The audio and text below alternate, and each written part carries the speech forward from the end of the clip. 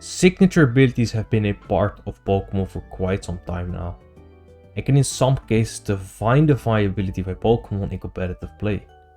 Signature abilities are a cool addition to make certain Pokémon, especially legendaries, feel special and separate them from similar Pokémon. However, some abilities have the power to define how and why a Pokémon is used, while others are so bad that the Pokémon itself is borderline unusable. Strong signature abilities that are a huge part of a Pokémon's kit has especially been a very common theme with the release of Pokémon Scarlet and Violet. Of course, some signature abilities are very balanced and are a nice addition, but it cannot be ignored how some signature abilities can define or push an otherwise average or slightly above average Pokémon to a top tier pick, or even a banworthy one in Smogon competitive singles. So what exactly is the problem with signature abilities in Pokémon? Let's start by going over some very strong signature abilities that are a defining part of a Pokémon's kit. Two of the top 5 Pokémon in Gen 9 Overused, Kingambit and Goldengo, have incredible signature abilities. Kingambit's ability Supreme Overlord boosts all of Kingambit's attacks by 10% for each fainted ally on the team, stacking to 50% when Kingambit is the last one standing. This ability can provide Kingambit with the equivalent of a choice band boost, with all of its teammates being KO'd, and turn Kingambit into a very dangerous and reliable win condition that can reverse sweep teams, partly thanks to this ability. This ability is not only strong but punishes bad plays from the user and good plays from the opponent. In most cases, knocking out a Pokémon would put you in an advantageous position. But if your opponent has a Kingambit in the back, you are also powering that up in the process. It's not uncommon to see a player sacrifice some remaining low health teammates if Kingambit has a good chance to win the game to get the maximum boost of Supreme Overlord. This ability requires no skill from the user, but rewards you for actually losing the match. Quite some players think Kingambit is too strong from the Gen and Overused tier and would like Supreme Overlord to get banned instead of Kingambit as a whole, which shows how powerful this Pokemon actually is with this ability. Of course, without this ability, Kingambit will still be a very strong Pokemon for sure, but a lot of its strength does come from the ability. Goldengo's ability Good as Gold makes Goldengo immune to all status moves. This includes quite literally any move that is considered a status move, with moves like Taunt, Thunderwave, and even Defog. This ability is arguably one of the best abilities in the game, and it has quite literally shaped the Gen 9 Overused metagame since day 1. Hazard stacking is a very common strategy in the metagame because Goldengo's ability, in combination with its part Ghost typing, allows to block the most common and reliable forms of hazard removal, this being Defog and Rapid Spin. Defog distribution is also very scarce in Gen 9, and Corviknight is pretty much the only viable Pokemon with the move, and it cannot beat Goldengo whatsoever. Mandibuzz is also another Defogger that has returned with the Teal Mystic DLC, does have a better matchup against it, but can struggle against more defensive sets.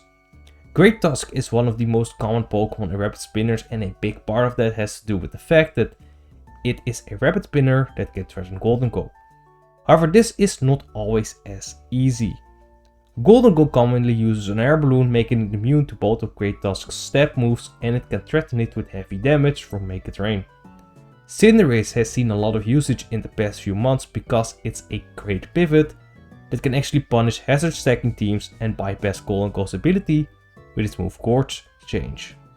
Not to mention that it can threaten Goldengo with a super effective Pyro Ball. This shows the impact of a single ability on an entire metagame, as some Pokemon are rising up in usage just because of that.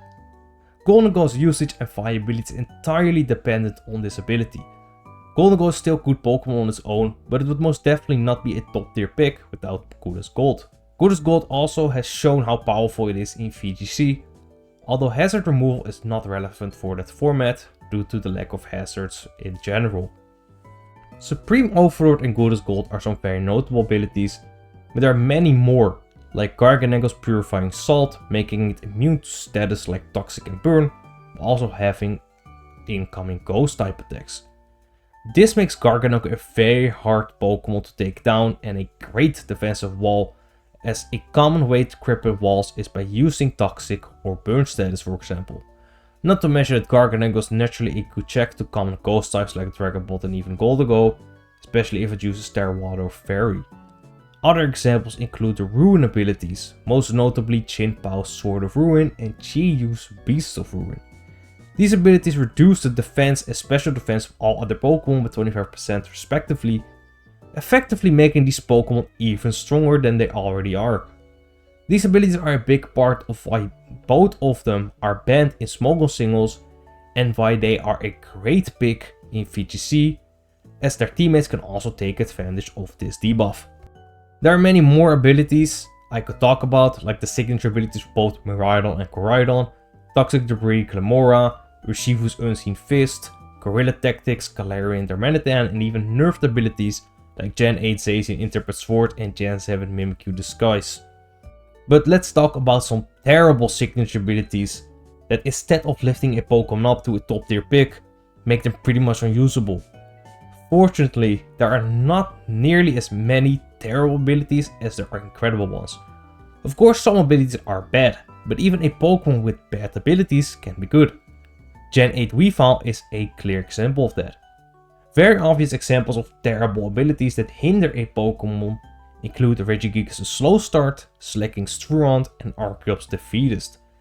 And yes, I know that Durant also has Truant, but Durant at least has another ability, while Slacking does not.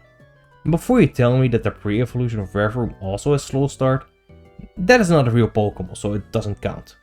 Regigigas' Slow Start halves Regigigas' attack and speed for the first 5 turns it is on the field.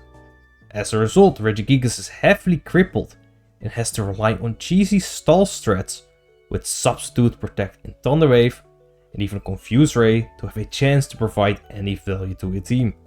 The worst part is that Slow Start resets after Regigigas switches out. So if you send in a Pokemon that can completely shut it down or force it out, it will have to start all over again. This is pretty much why you don't see Regigigas in competitive singles despite its amazing stats. Slacking's Truant force is to skip every other turn and it cannot use a move. This is basically having the effect of Hyper Beam on all of your moves without actually using Hyper Beam. Hyper Beam and clones of it have not been a good option in competitive play ever since they got nerfed in Generation 2, and that's exactly why. Turns are crucial in competitive play, and wasting a turn doing nothing can provide the opponent with a free opportunity to do whatever they want, like try to set up a sweep or switch in a Pokemon that can force a KO. It says a lot when both Regigigas and Slacking are untiered in competitive singles, despite having a massive base stat total of 670, which is on par with cover legendaries like Kyogre and Miraidon, by the way. That goes to show how terrible these signature abilities are and how it can completely drag an otherwise super powerful Pokemon down to the same level as some trash Pokemon like Wormadam. I know that both Regigigas and Slacking had a niche in VGC, as their teammates could support them by removing their abilities, but that's pretty much it. The abilities are truly what hold these Pokemon back. In the format almost any ability on Pokemon Showdown, you can put almost any ability on a Pokemon and remove the ability they would otherwise have. Both Regigigas and Slacking are banned from this format, which further proves my point.